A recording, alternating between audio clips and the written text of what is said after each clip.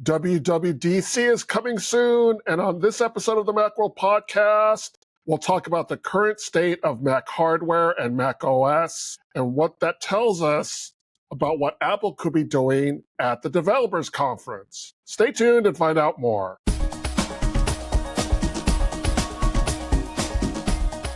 Welcome to the Macworld Podcast. I'm Roman Loyola here with Jason Cross. Good morning. And Michael Simon. Hello, sir. In the lead up to Apple's Worldwide Developers Conference in June, we're going over the state of Apple's major product categories. We've discussed the iPad, Smart Home, Apple Watch, Apple Services, and last week we did Vision Pro and Vision OS. So check out those shows if you haven't already. Today we're talking about Mac hardware and Mac OS, where it's been, what could happen at WWDC, and I think it's fair to say that the Mac has had a pretty good run since Apple Silicon and the M chip was introduced 5 years ago. Like November 2020, I think it was.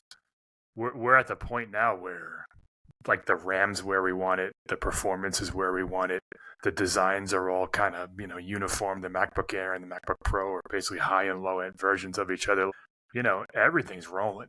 There's not a lot of criticisms with the Mac. We can, I guess, thank AI for pushing this, but they finally just decided that 8 gigs is not enough. And that was kind of the last shoe to fall, because ever since Apple Silicon, they said we're going to transition all the products over the next couple of years, and that all went amazingly smoothly.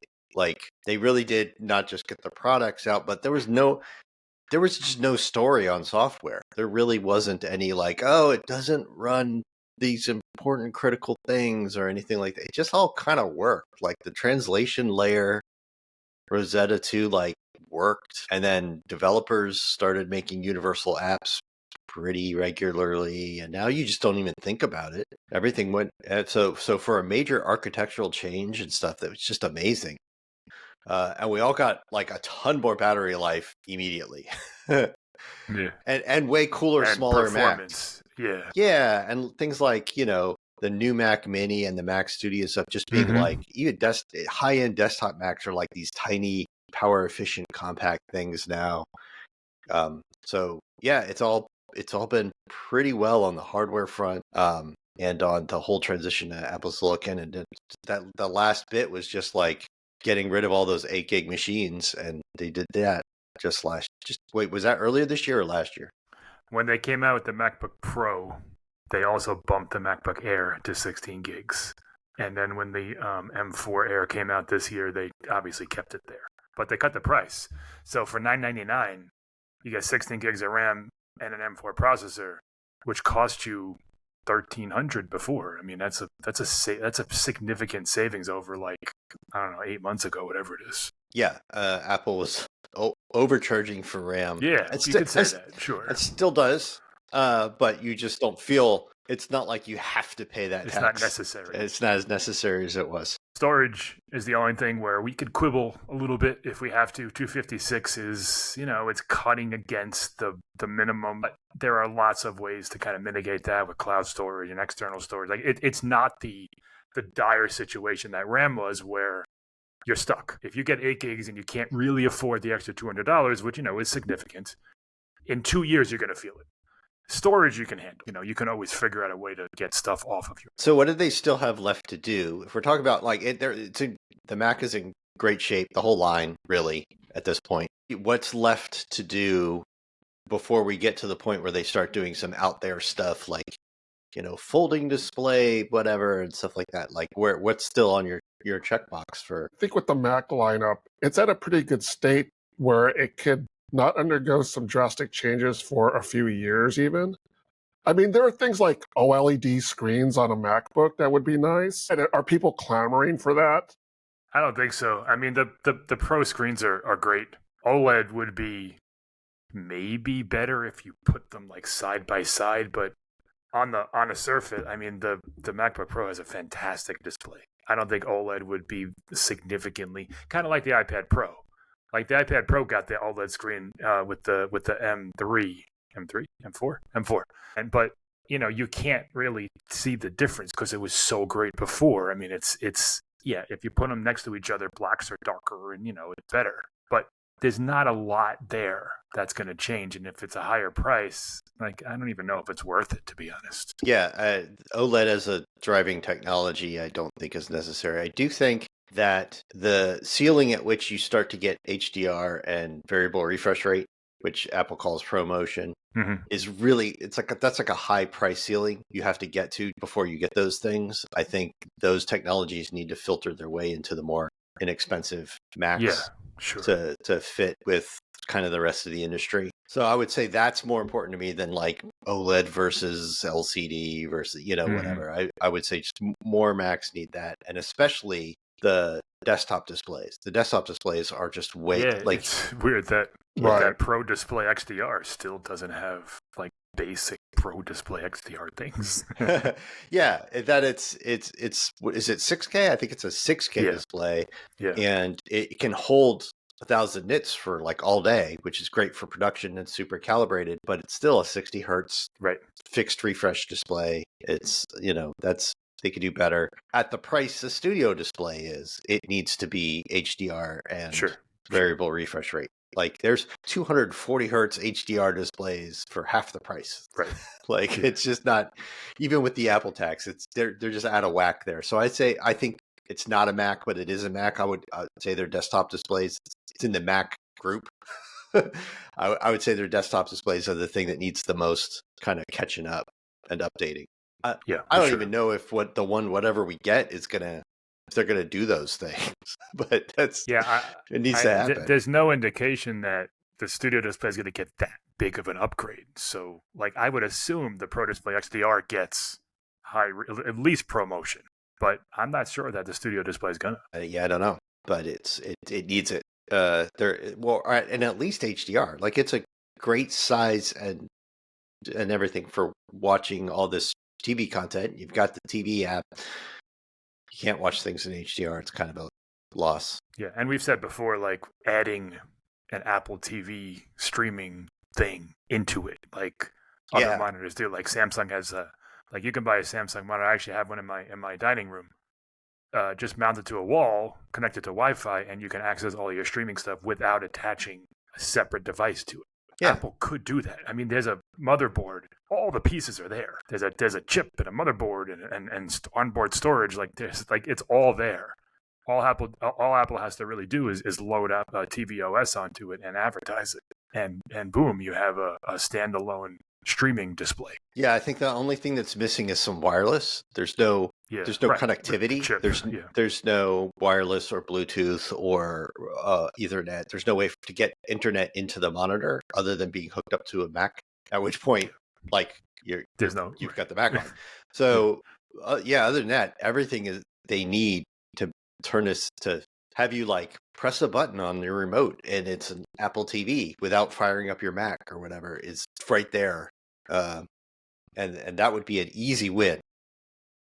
They still, I think they'd sell quite a few of them. Yeah, I don't think that they would. Yeah, it'd be a dorm room miracle. It'd be like the greatest.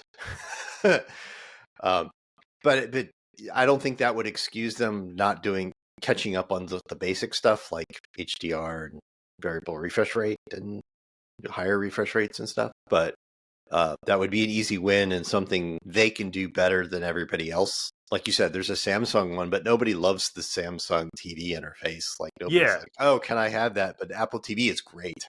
like I said, I have one, and I would have bought a studio display, even though it costs 3 times as much. I'd rather have an Apple product than a Samsung. Because it's buggy and it's slow. The interface is wonky. Like it works, it does what it has to do. But I'd much rather have an Apple one. Yeah, the Pro Display XDR is 6 years old now. Yeah. We never expected it would be like a yearly updated product, but it's time. But it's 6 years old now. Like I'm not the target market for that. But would anybody spend that kind of money this year on that display? Like, is there I guess if depending on what you have to do production wise, but it just seems like it's way too much for what it is. I'm not super dialed into what's going on in that end of the monitor market, right? Like calibration stuff. So the sort of pro monitor market, which is very special, kind of specialized. But I have to imagine that the chief benefit of the Pro Display XDR, there are two chief benefits. One, just a little more resolution. You can have 4K and still room for interface, that and being able to hold a peak brightness for hours while you work on stuff has got to be stuff that other monitors are doing now. Yeah, I would think 6 years later. Maybe at the time it was novel. Yeah, but I don't think it was pretty unique. It was hard to get. Those kind of monitors existed, and they cost like 20 grand, and they're not.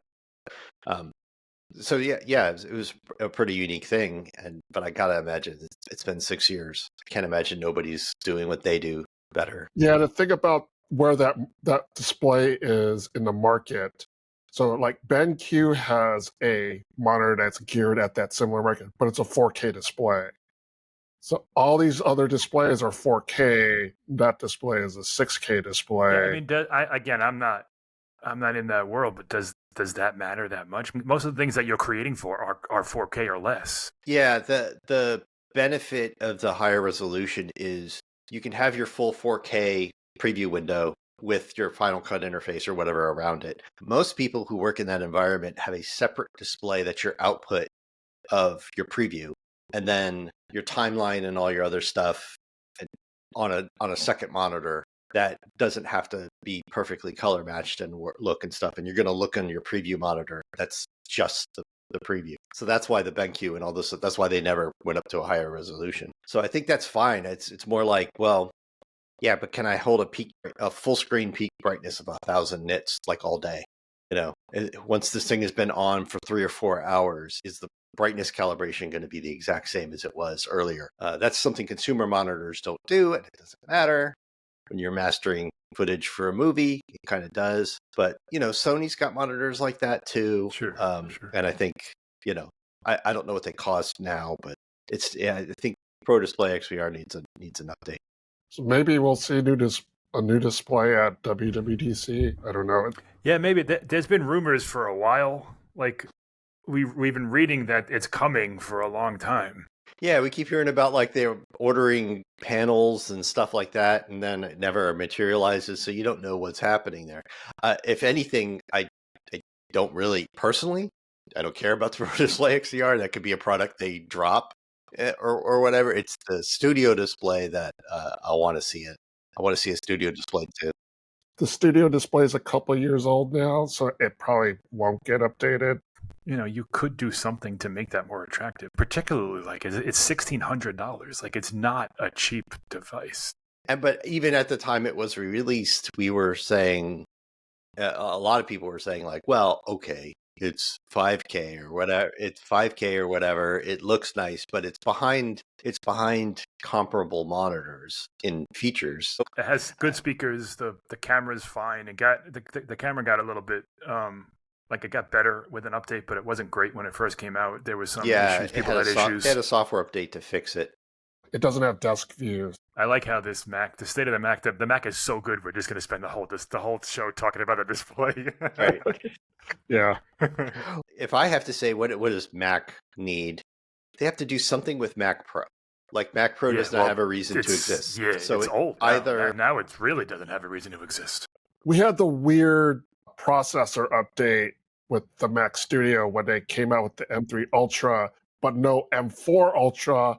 So then we're all thinking, does that mean that M4 Ultra is going to go into Mac Pro? But that was all speculation. Apple hasn't done anything with the Mac Pro. Yeah, they're still selling the M2 Ultra Mac Pro, and I got to assume precisely 0 people are buying that. And right even now, if it could, it doesn't have a reason to be like that could also go in the Mac Studio, and there's the uplift you get from like buying a Mac Pro over a well-equipped Mac Studio is like next to nothing. Like there's internal storage upgrades is really it. Yeah, or maybe other PCIe cards that you might need for like really wonky interfaces that are just really niche, and the market for this is very tiny, and I just feel like it's not a market Apple needs to be in. But if they are going to be in it, do something with this. Like, So I'm more of the opinion that like it needs to go and just Mac Studio is for those people, and Yeah, it you could build, just disappear. build an Apple dock for more plugins and for external storage. They have Thunderbolt 5 now. Just build an Apple Thunderbolt 5 dock that That'd be cool. nests Apple's on. never had that thing. Other people No. make it. Yeah, You know, they make that thing that sits on underneath the Mac Studio or the Mac Mini that, you know, looks like it belongs there. And yeah, I don't know why Apple's never made one, but you're right. Like that could be the answer. That's your modular expansion. It calls the M4. I'm sorry. Yeah, the M4. It calls the M4 Mac Studio a modular machine. right. So it has ports. It's not. Like- right. Anything is if you want to go there. Yeah. So if they made a dock, they would charge, you know, $3.99 for it, and it would be Sure. really nice. And That would actually not even be a terrible price. It'd be a No. little pricey for a Thunderbolt 5 thing with an M.2 storage slot, so you can add some storage. That'd be awesome. Yeah, that would be an awesome product. And gives you other, you know, a handful of other USB ports and stuff. That would be killer.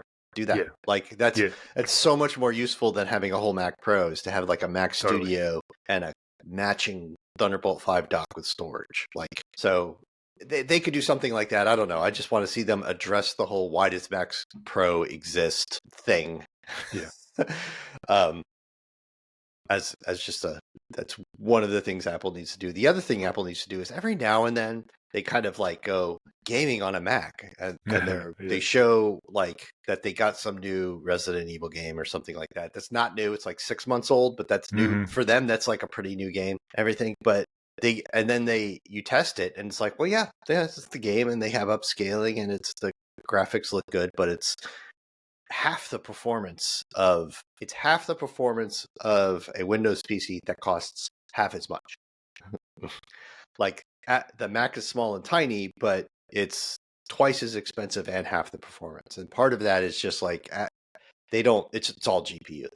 Apple doesn't put a big enough GPU in their Macs to really be gaming machines until you start buying like the Max variants of the Mac Studios, or MacBook Pros. Like when you buy the M4 Max or the M3 Max, then you start to get like enough GPU performance where you're like, okay, this is for real gamers. It's still way more expensive and not as fast as what you get in the PC space, but it's getting there. Like that level of GPU performance needs to come down to half the price. They need to really invest in like more GPU.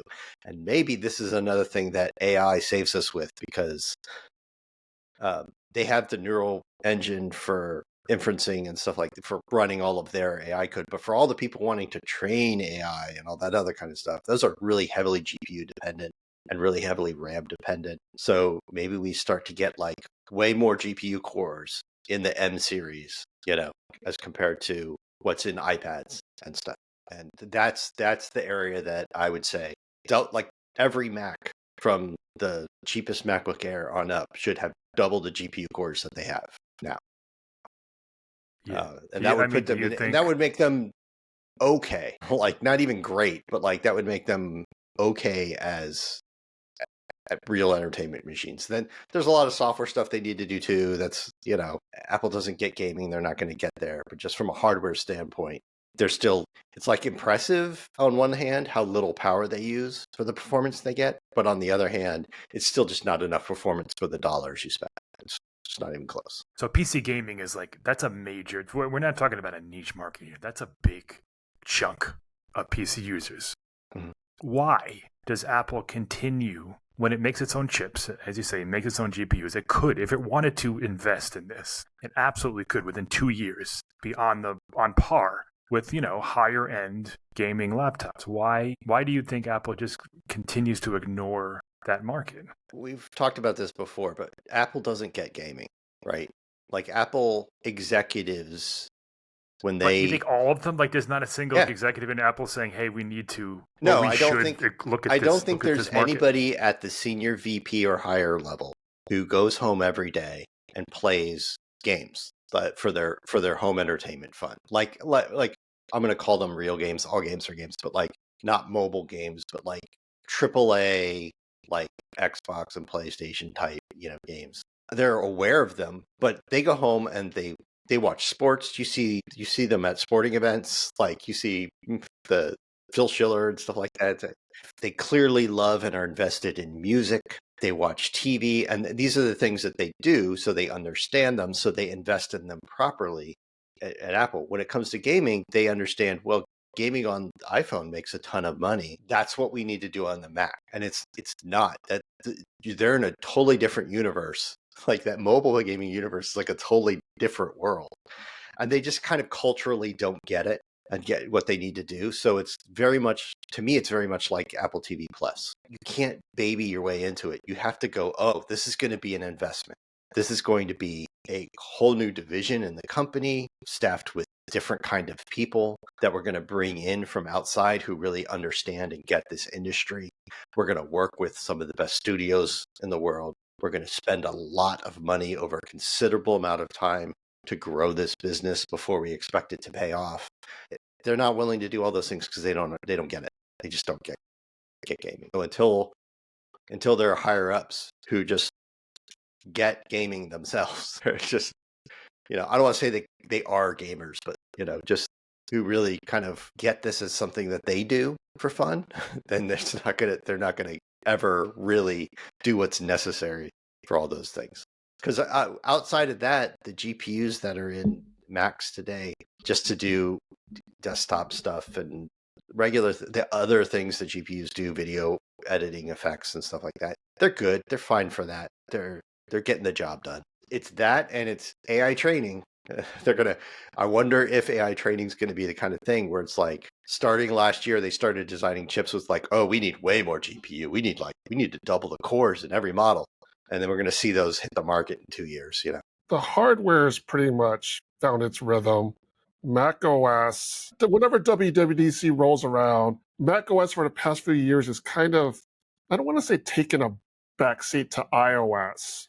I mean, it kind of has. I think it has. I mean, it gets the features that make sense for a Mac. They'll get something like iPhone mirroring is really cool. It's not something you use every day. It's not something that's essential to the Mac. But it's more of that was my next thing, is that you need an iPhone, and B, it's more of an iPhone feature. But it's cool. That iPad sidecar thing was cool. Like, they'll come out with something that's neat. But there hasn't really been in, 10 years. Something that like institutionally changes or becomes like a feature that you're like, wow, how did I live without this? Like, I look at something like Expose or Mission Control, like, they're fine.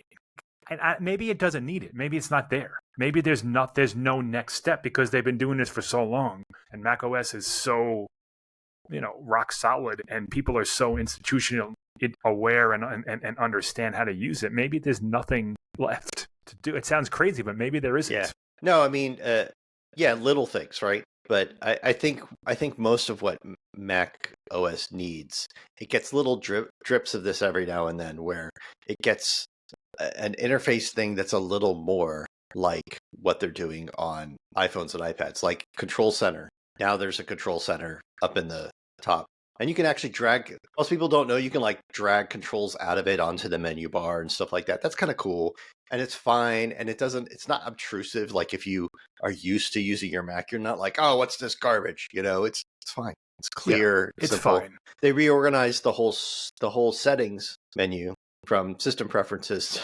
and now they call it system settings. I don't know why it's not just settings, but it's closer. But and that was kind of a hit and miss thing. Like, well, it needed a reorganization, and it's good that they got it, but they kind of cut some features and stuff that used to be in the old system preferences, and so that needs a bit of an overhaul. And it's all tricky. It's harder to find stuff. It's a little harder to find stuff. It's weirdly, it's better organized because it's in the clear categories that are similar to a Mac, but because they're all different and they're like sometimes multiple layers deep, it's hard. Like you said, it's hard to find stuff. And search isn't great, but I understand why they did it. I understand, but I don't understand why settings should be the easiest thing for any company to do, and it's always wrong. Oh, but it's hard. I think it's deceptively hard. I guess.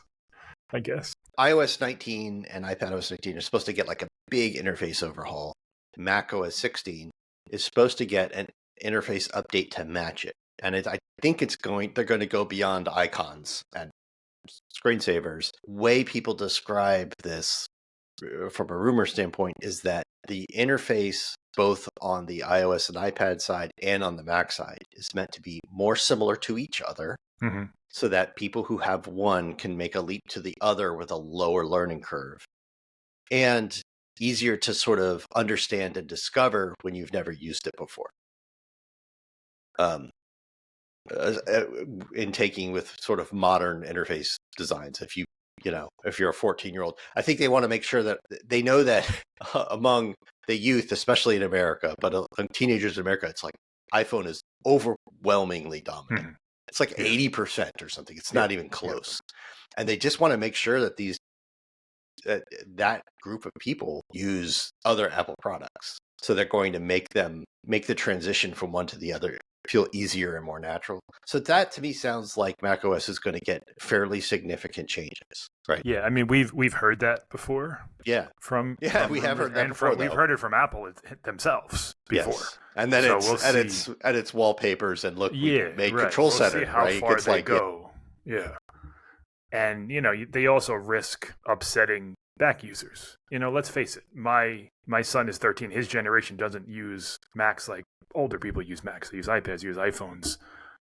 So Apple has to walk a bit of a fine line there. I think they just want to make sure that when your son goes to college and does need a laptop, like it's a Mac that he wants, and that when he picks one up to use it, he's like, oh, it's like my iPhone. Like I do this and do that, and this is there, and it looks the same here, and all that kind of stuff. The last time Apple tried that was with Big Sur, I don't know, 4 years ago or so. That's when we got a lot of the similar interface elements, but it's still very much a Mac. I'm curious to see if what it means. Is it just visual? Is it also navigational? Like, we'll see. Yeah, do they change how windowing works? Do they change like stuff like that? Yeah. Like there's a lot that they could do that's very different from what they do now. Like the fundamental thing of a Mac that makes it so different than, say, a Windows PC or something is that every window has its like little stoplight window controls and a menu bar at the top of the screen that changes to whatever your active window is. Whereas on a Windows PC, there's no top menu bar that changes. The menu bar is attached to the window, and each one's got its own window. I personally find that to make more sense to me. I always get frustrated when I go up and look at my menu bar to do something. I'm like, oh no, I have to make my other window the active window to change the menu bar to be the thing that I want it to be. I don't think that's going away. In fact, if the rumors are true, menu bar is coming to iPad when it's docked. So if anything, more menu bar. But there's a lot of fundamental things they could be thinking about. Like, how do we change this to be something like what people understand on their other Apple products and change them all together? Because there's no menu bar on Vision OS or iOS or. And there's always the rumors that there's this mythical hybrid machine that's coming. Mark Gurman just did it last week. Like, they're still working on this Mac iPad hybrid folding, touch sensitive, whatever. That's been in the works for like 15 years now. We have heard of Stage Manager having a sort of 2.0 major overhaul on iPad, and Stage Manager exists on Mac. So when using Stage Manager on Mac, you would expect that it would have the same sort of updates, but to allow much like overlapping windows and more freely sizable windows and stuff like that. Maybe that's one of the things they're talking about. Maybe that's going to be the sort of default windowing experience on the Mac, and the windowing experience we know now, the not Stage Manager Mac, is the one you have to switch to. Can I make a confession? I have no idea how to activate Stage Manager on my Mac. Like, I don't even know how to do it. I turned it off. So, I probably did too, and I don't even remember. But so if that's going to happen, it's going to have to be a much give you a lot of the older things that you need if you want them. Because that's tricky to kind of like walk those two worlds, the old school and the new school, and bring them together. Like, Apple's not big on toggles and options. So it has to figure out a way to give you both and also still introduce people to the new way of doing things. Stage Manager never it didn't just not take off, like it crashed on the starting line. Like yes, it was. No one uses it. It was soundly rejected. I mean, my son uses an iPad 10 hours a day for the last, I don't know, 5 years since StageMat, and I showed it to him, and he immediately was like, "I don't want this." Like, and that was it, done. Like, he never asked about it again, never turned it on, never accidentally enabled it. Like, it's gone. It's even worse on the Mac, where you have less reason to have it. Like, on an iPad, at least it gives you like a multitasking environment that gives you abilities that you didn't have before. If anything, it's less abilities on the Mac, right? It's not, it's more constricting. Yeah. So we really need, but big overhauled Stage Manager. Maybe that's the idea. Is that? Yeah, I'm not adverse to the idea of it. Like, it's the execution that was just not right. And maybe that's not what they're doing, but I'm curious because this year's macOS is not supposed to be last year's macOS with just like, we changed one thing, Control Center has different curves on the buttons, it's and we have new screensavers.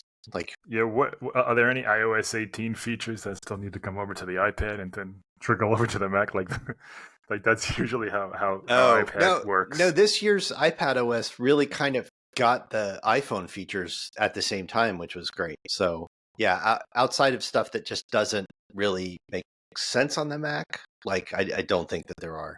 I mean, they could do things like the same widgets that you have on the lock screen of your iPhone. They have your row of things. They sync, or they could have Mac ones that show when your Mac display is, not off, but like it's at the login screen. The whatever. I mean, they could do things like that to bring over similar elements. Yeah, the Mac. I mean, the iPhone lock screen and the Mac lock screen are different things, I guess. Yes. Like, yeah, they're different. I don't spend any time looking at my Mac lock screen. I just want to get into it. Like, whereas in the iPhone, I'll look at it because the notifications look at it different. And most of the time, the way that you sleep your Mac is you close the lid. Yeah, like most people are not on a desktop Mac. It's there on a laptop, and they close the lid. You can't see it anyway. So, well, that does it for this episode of the Macworld Podcast, episode 935. Thanks to Jason Cross. Thank you. Thanks to Michael Simon. Thank you, sir. And thanks to you, the audience. Thank you for tuning in. You can subscribe to the Macworld Podcast in the podcast app, on Spotify, on YouTube at the Macworld Podcast channel, or through any other podcast app. Do you have any comments or questions? Send us an email at podcast@macworld.com or contact us through Blue Sky, Facebook, or Threads. Just search for Macworld and look for the Blue Mouse logo. Join us in the next episode of the Macworld Podcast as we talk about the latest in the world of Apple. See you next time.